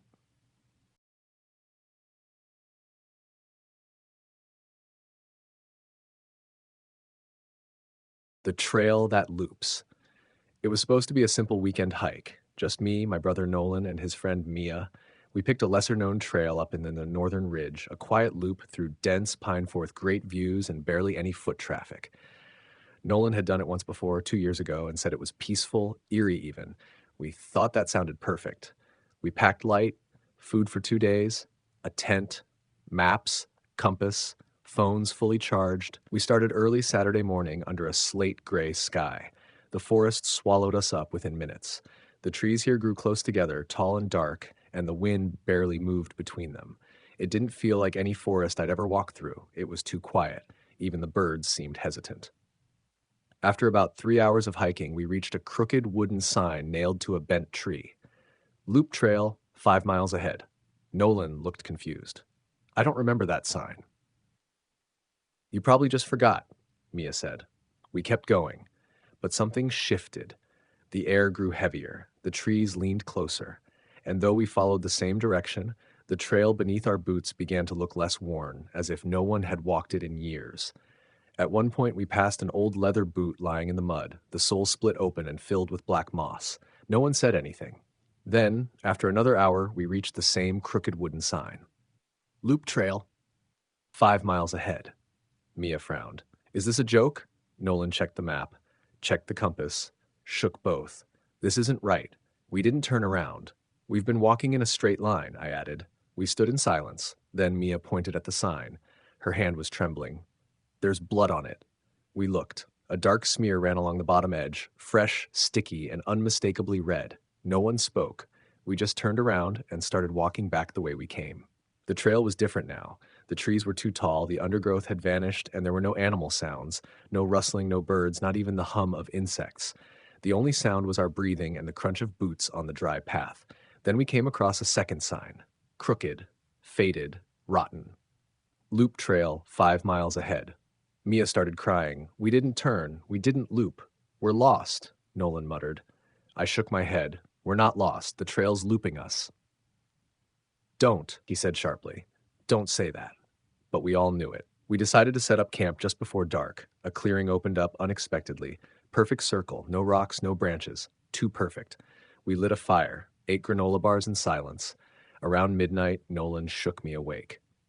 "Do you hear that?" Mia was already sitting up, eyes wide. The forest was whispering, a low hiss just below the range of understanding. Not wind, not water. Words, thousands of them, all around us. "Cover the fire," I whispered. We buried the flame, plunging the clearing into total darkness. Then the voices stopped. Footsteps began instead, soft, measured, surrounding us, circling. We huddled together, listening. Then a voice whispered directly into my ear, "Turn around." I spun. Nothing, just the dark, but the forest was breathing now. By morning, the clearing was gone. The trees had closed in, no path, no footprints, no signs. Just the three of us, standing in a dead grove, and another sign, half buried, old but somehow new. "Loop trail, 5 miles ahead."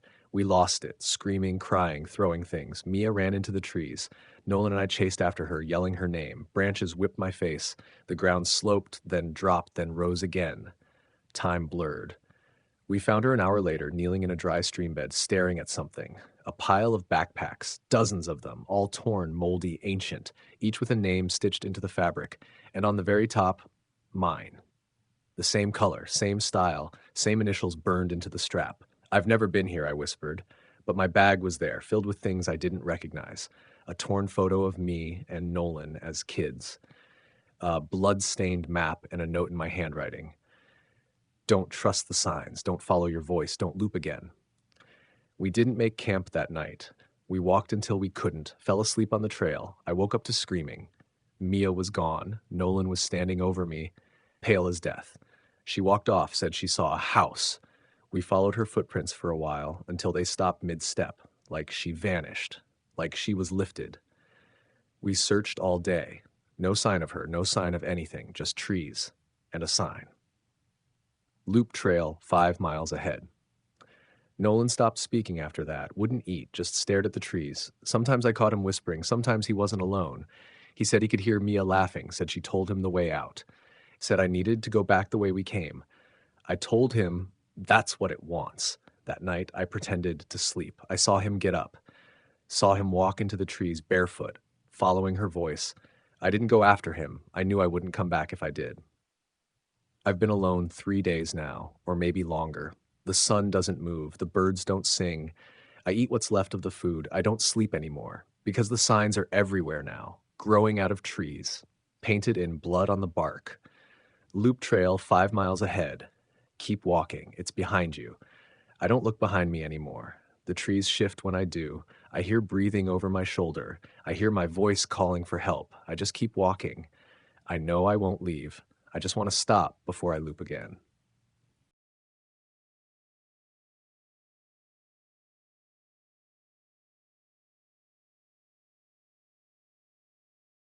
The other mother. After Dad remarried, things got strange. At first, I thought it was just me being bitter. I was 12, my real mom had only been gone a year, and I didn't want anyone taking her place, especially not someone like Lorna. She was quiet, too quiet, always smiling, but never in the way that reached her eyes. She never got mad, never raised her voice, even when I was being an absolute brat. That somehow made it worse. Dad said I'd get used to her, that she was trying.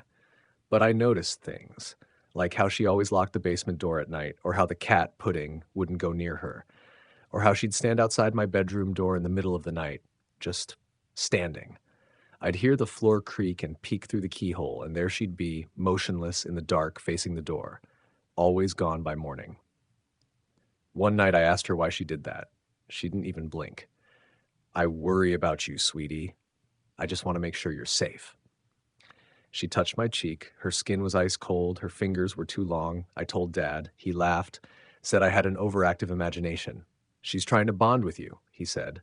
I didn't argue, but I started locking my door at night and I started listening. Lorna hummed when she thought she was alone. Not songs I recognized, just low, rhythmic sounds.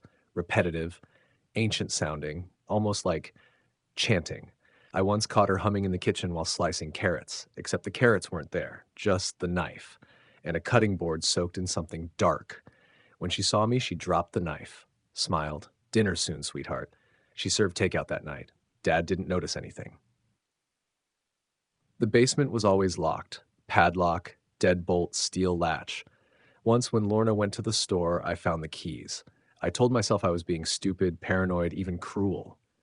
But the second I stepped into that basement, I knew something was wrong. The walls weren't stone, they were skin, stretched thin and pulsing, threaded with dark veins. A pile of bones sat in one corner, small, clean, organized, children's bones.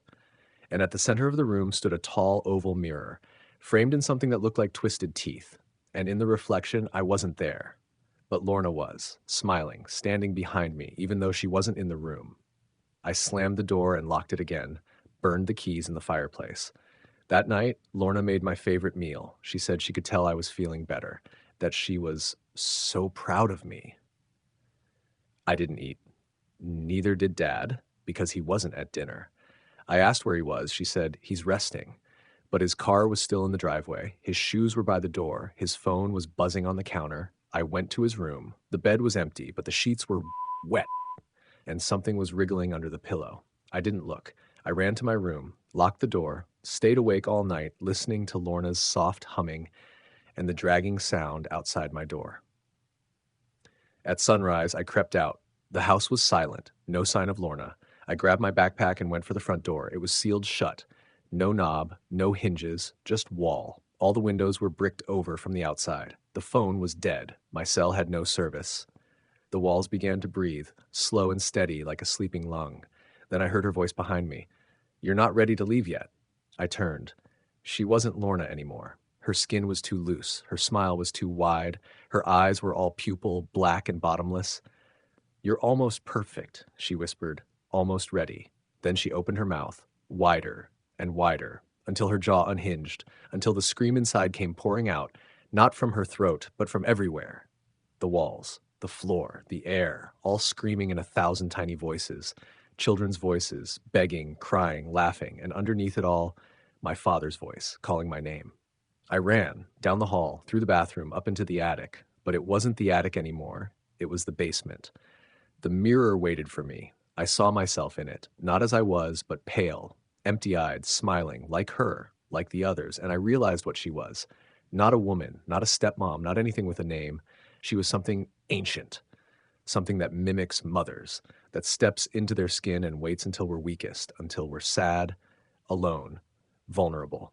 She doesn't raise children. She harvests them, builds her own little perfect family inside the mirror, and I was next. I don't remember how I got out, only that I woke up 3 days later in a hospital bed. They said a neighbor found me outside, barefoot, covered in blood and ash, muttering nonsense. The house was gone. Burned down to the foundation, no trace of my father, no trace of her. They said the fire started in the basement. They asked me where I was. I said nothing. I was placed in temporary care, then a foster home, then another. But some nights I wake to soft humming outside my window, no matter where I am, and I see her reflection in the glass, smiling, waiting, still calling herself Mom.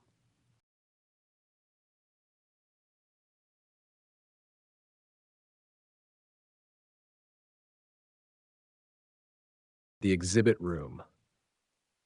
The Harrogate Museum of Human Curiosities wasn't listed on any map. I found it while driving home from a friend's wedding, lost on winding back roads through a town that didn't seem to have a name. The sky had turned the color of old bruises, and the car's GPS just spun like a compass in a magnet storm. Then I saw the sign. Harrogate Museum, open dusk to dawn. I should have kept driving, but I needed directions. Maybe gas. A bathroom. And the museum's lantern-lit porch looked welcoming, old-fashioned, quiet. A mistake. The front room was like any small-town museum. Cracked tiles, moth-bitten carpet, too many mannequins dressed in clothes no one ever wore. A woman behind the front desk smiled without showing teeth. "Admission is free," she said, "but you must stay until sunrise."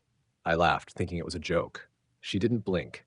Her eyes were glassy, like taxidermy. "Enjoy the exhibits." The first room was called the Hall of Forgotten Professions.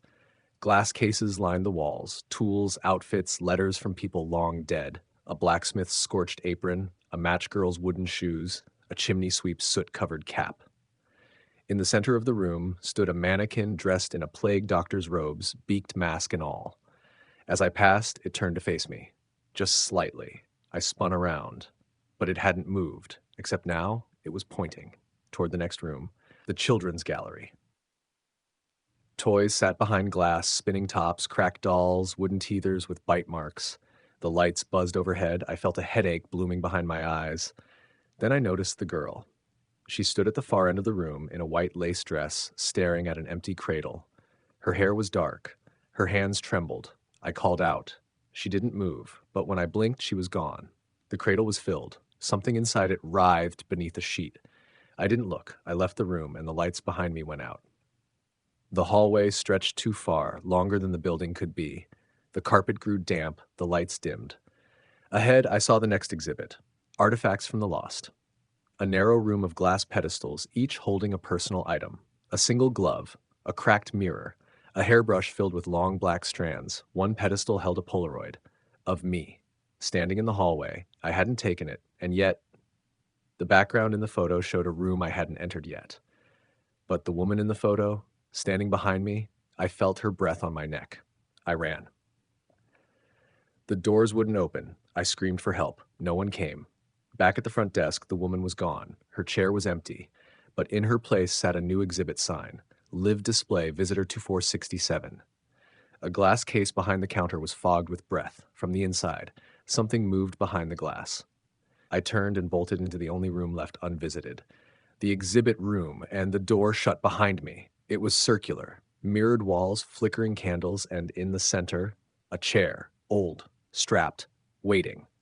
I backed away. The mirrors began to ripple, like water, and reflections stepped out of them. Each one was me, but not quite. One had no eyes, one had stitched lips, one dragged torn feet and bled with every step. They surrounded me, spoke in one voice. You've seen too much. I tried to run. Hands grabbed me, pulled me into the chair, straps coiled around my wrists and ankles like vines, and then pain. White hot. Behind my eyes, inside my teeth, I screamed. The mirrors shattered, and the world blinked out. I woke at sunrise on the side of the road. My car sat beside me, keys in the ignition. A sign behind me read, "Thank you for visiting Harrogate." The museum was gone. No building, no path, just forest. But in my pocket was a slip of paper. On it, a list of names, all crossed out, except the last one. Visitor 467, exhibit pending. And I swear, when I pass a mirror now, sometimes my reflection doesn't follow.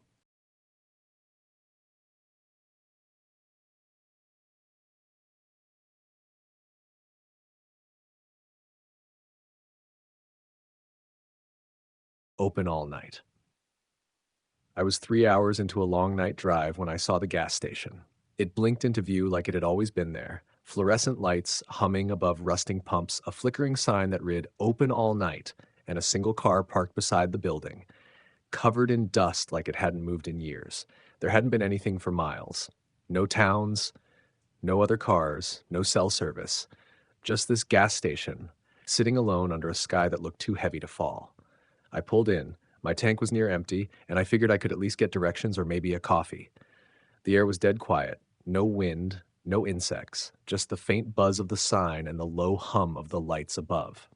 I stepped out of my car. As soon as my foot hit the ground, the gas station door opened, slowly, deliberately. A man stood in the doorway.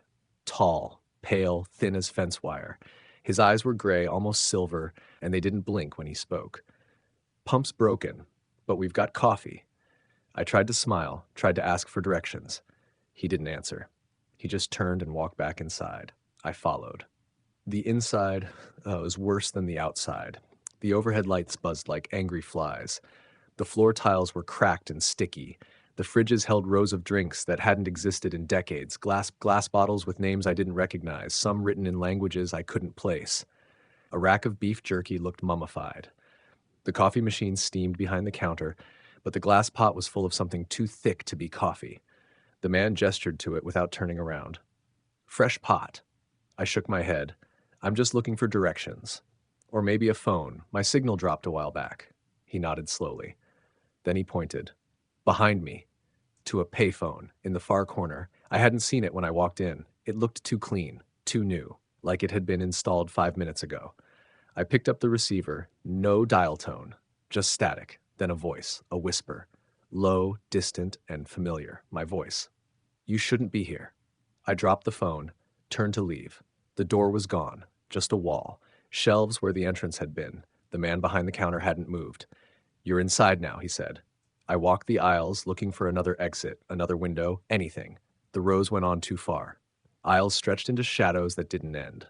I passed cans of food that pulsed faintly, like they had heartbeats. A jar of pickled eggs turned to follow me with something that looked like an eye. I ran, turned corners, tried to retrace my steps, came back to the same aisle. Every time. And now the man behind the counter wasn't alone. Others had joined him. People, or at least things that wore people's faces. Their skin hung too loose, their mouths were too wide, their eyes were wrong. They smiled when I saw them, and in one voice they said, "Pump's working now." I bolted back outside. The door was there again. The lot was different. The sign was gone. My car was gone. And in its place, at pump number 4, was a new car. Just like mine. Same make, same color, same dent on the fender, but covered in frost. And behind the wheel was me. Frozen. Mouth open, eyes wide, a receipt stuck to the windshield. One fill-up, one soul. I stumbled back, turned toward the road, except there was no road, just black, not darkness. Black. A wall of it, like paint poured from the sky. I screamed. But the sound didn't leave my mouth. It curled inward, like everything else here. Pulled in. Swallowed. Trapped. The man was behind me again, closer this time. His eyes were gone, just holes. "We're open all night," he whispered, "and you're our favorite customer." I don't remember how long I ran. Time isn't right here. Clocks spin backward. The moon never rises. I find doors sometimes. Sometimes they lead to other aisles, sometimes to memories. I once opened a cooler door and saw my childhood bedroom. My mom standing in the doorway, calling me for dinner. I cried. She didn't see me. She peeled off her skin instead, hung it on a hook, and walked away. Um, I think I'm part of the staff now. I wear the uniform. I greet the next ones when they come through the door. I pour the coffee. And when they ask for directions, I smile without blinking and say, "Pump's broken, but we've got coffee." Because once you've been inside the station, you never really leave.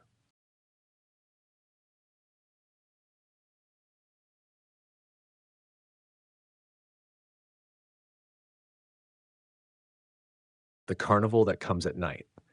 It arrived without warning. No flyers, no trucks, no music blaring through town. Just one morning, there it was, set up in the empty field off County Road 9, a rusted Ferris wheel turning slow as a heartbeat, a carousel that squealed like it remembered pain, striped tents swaying in the breeze that didn't blow anywhere else. People said it had always been there. Others swore the land was empty the day before. No one saw them build it. But everyone saw the sign. Midnight Carnival, admission free, come alone. I didn't plan to go. I had heard the stories, whispers around school, about kids who came back, different, smiling too wide, eyes that didn't blink, or kids who never came back at all. They said it only opened at midnight, only for those who walked in alone. If you tried to follow someone else, the gate would vanish before your eyes. If you tried to leave with someone, the shadows would take care of it. I wasn't planning to go.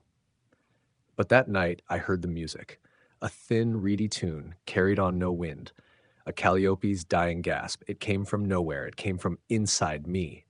And before I knew it, I was walking down County Road 9, flashlight in hand, pajamas under my coat, heart hammering like a second pulse. The entrance was lit by burning bulbs that didn't flicker. And the gate was open. Waiting. Shh. No one greeted me, but everything moved. The Ferris wheel turned empty. The carousel spun, the horses twitching beneath peeling paint. Games played themselves. Balloons popped with no darts, bells rang with no mallets, dolls grinned without strings. And the laughter, it didn't come from people. It came from behind things, from shadows too tall, from places your eyes slid away from. I turned to leave. The gate was gone. The path behind me, gone. Just tents, just spinning lights. Just me. Alone, like the sign said. The first tent was red and gold. The flap opened on its own. Inside, a fortune teller sat behind a table. She didn't speak, just slid a card toward me. It was blank, until I touched it. Then words appeared, scrawled in something too red to be ink. "You've already been chosen." I stepped back. The tent was empty. The table was gone.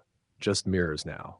Hundreds of them. Each showing me, but not quite. Some had no eyes. Some had too many. Some weren't me at all. I ran. The mirrors laughed. The laughter followed.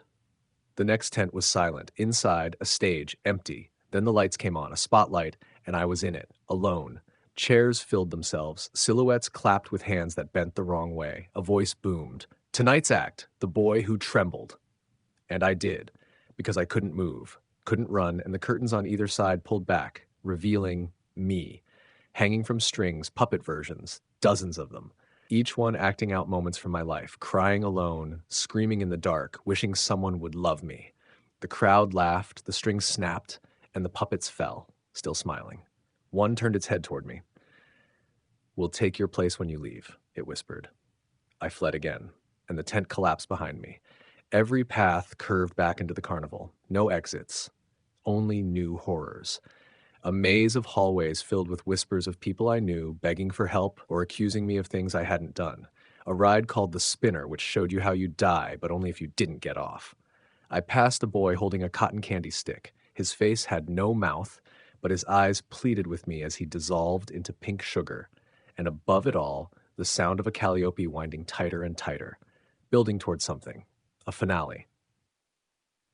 Then I saw the final tent, black and white, stripes like prison bars. The flap opened on its own. Inside, silence, just one figure. The ringmaster, 7 feet tall, no face, just a white mask painted with a grin too wide. He tipped his hat without touching it, spoke without a mouth. Every carnival needs a star. I shook my head. He raised a hand, and behind him a curtain opened, revealing a cage. And inside the cage was me, eyes wide, mouth sewn shut, beating against the bars.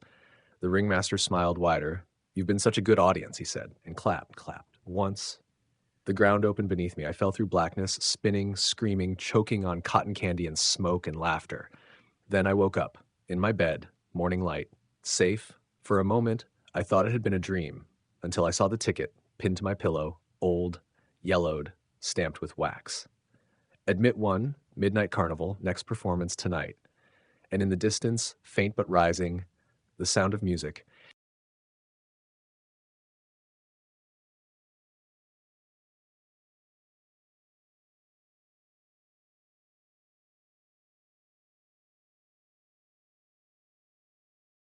The silence between stars. The distress signal came from deep within Sector 19, a stretch of space known among long haulers as the Black Hollow, a place most avoided, not because of any law or hazard, but because nothing ever came back out. Nothing but static. And now, the signal. Faint, looping, old-style comms, repeating one phrase in a cracked human voice: "Help us. We are not alone." Captain Reeve wasn't one to chase ghosts, but protocol was protocol. The Astra Morrow was the nearest vessel. We had to respond. I was on the bridge when we dropped out of warp. Nothing but stars. Empty black. And then, the ship, drifting unpowered, lit only by the occasional flicker of emergency lights from within. Designation, Odyssey 2. Missing for 17 years. Declared lost with all hands. Except now it sat before us. Not damaged, not broken. Just waiting. Docking was smooth. Too smooth. Almost like it wanted us to come aboard. I was part of the 5-person boarding crew. We entered through the auxiliary hatch, flashlights cutting through the stale dark. The air inside was breathable but wrong, dry, too still, and carrying the faint scent of metal and rot. We expected chaos. Bodies, signs of struggle, but the corridors were pristine, polished, silent, like a museum of the dead. No crew, no blood, no signs of anything, except everything was in its place. Even the captain's chair on the bridge sat neatly made, waiting. We split up to sweep the ship. Harris and Lee took the lower decks. Murano went to engineering. I stayed on the bridge with Reeve, trying to access the logs. They were corrupted, entire months missing, dates looping endlessly, entries overwritten with static. But one file remained intact, audio only. Reeve played it. It started with laughter, crew voices, normal banter. Then a voice, calm, female, distant, not part of the crew. It said, "We are inside now." Then came the screaming, the tearing, the wet sounds of something too fast, too many limbs, too much hunger. Reeve shut it off. We sat in silence. Then my comm buzzed. Harris's voice. Crackling. Panicked. "Sir, we found something. Medbay. You need to see this." The medbay doors were sealed when we got there. We forced them open. Inside was a message, scrawled across every wall, every surface, in blood and what looked like fingernail gouges. "Don't listen to it. Don't look at it. Don't let it out." And on one of the tables, a crew member. Still alive. Barely. Eyes sewn shut with wire, ears plugged with melted plastic, heart monitor blinking slow and steady. His name tag read R. Connors, one of the Odyssey 2's engineers, missing 17 years. Reeve moved closer, reaching out. Connors opened his mouth and screamed without sound, screamed with everything he had. Then flatlined. The lights flickered. The sound system clicked on, and we heard it. That voice again. "You're listening now." Murano stopped responding next. Then Harris and Lee. We found Harris an hour later, curled in a crawl space, eyes gone, fingers chewed down to bone. He was smiling, a wide, unnatural grin stretching too far across his face. Something whispered through the vents above us. We weren't alone, not even close. We tried to leave. Docking clamps disengaged, but the hatch wouldn't open. Reeve slammed the controls again and again. The system just repeated, "Airlock sealed, observation in progress." Observation. We weren't rescuers. We were specimens. We bunkered in the command deck, guns drawn, lights flickering. Then Murano's voice came through the intercom. Except it wasn't Murano. It was her voice, but not her words. Come to engineering. I fixed it. You can go home now. Reeve shook his head. She's gone. That's not her. And yet I stood. I didn't want to, but my legs moved on their own, toward the corridor, toward the voice. Reeve tackled me, pinned me down. In my head, the voice laughed. You're such good listeners. Reeve didn't make it. I don't know what took him. I never saw it, only heard the sound like bones snapping underwater. Now I'm alone, wandering the halls of the Odyssey 2. The lights follow me, the voice never stops. Sometimes it's my mother. Sometimes it's Reeve. Sometimes it's me, begging to be let out. The only place it's quiet is the med bay. I've wired my eyes shut, blocked my ears, just like Connor's. The pain keeps it at bay, keeps me from listening, keeps it from fully crawling in. But I don't have long. The ship's moving now. Engines fired without a pilot. It's returning to known space. Back toward home. Back toward others who can listen. If you receive this message, don't come for us. Don't dock. Don't listen. Burn us before it finds a new voice to wear. Thanks for listening. If you enjoyed that, make sure you're subscribed and let us know what time and place you're watching from. Stay aware and don't trust the scarecrow that waves back.